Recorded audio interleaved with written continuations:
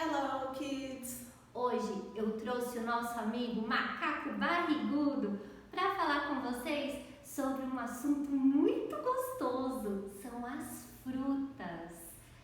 Qual a sua fruta favorita? O Macaco Barrigudo adora comer bananas. Sabe o que ele disse? Que é para vocês procurar na casinha de vocês as frutas. Qual fruta tem aí na sua casa? Junto do material de apoio, vão ter várias frutas para vocês conhecerem e as da sua casa para saborear. Que tal conhecer uma fruta nova, saborear uma fruta nova? Quem gosta de banana? O Tonico adora banana.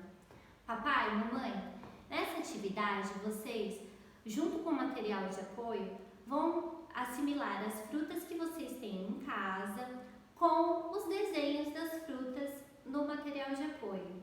Nessa atividade, o mais importante é que vocês deem para as crianças o poder da comunicação. Deixe que eles se comuniquem, perguntem quais são as preferências deles, sempre lembrando que linguagem é poder. E eles, mesmo falando algumas coisas ainda nessa idade, um pouquinho enrolado, tentem dar para eles o sentido da palavra. Por exemplo, se a criança diz Nana, diga para ela, ok, você gosta de banana?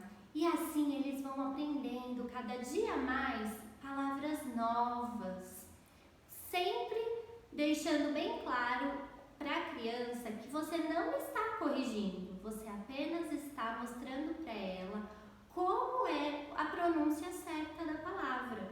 Brinque bastante com a criança, tire um tempo para fazer uma salada de frutas, algo parecido com o que vocês têm em casa, sempre conversando bastante.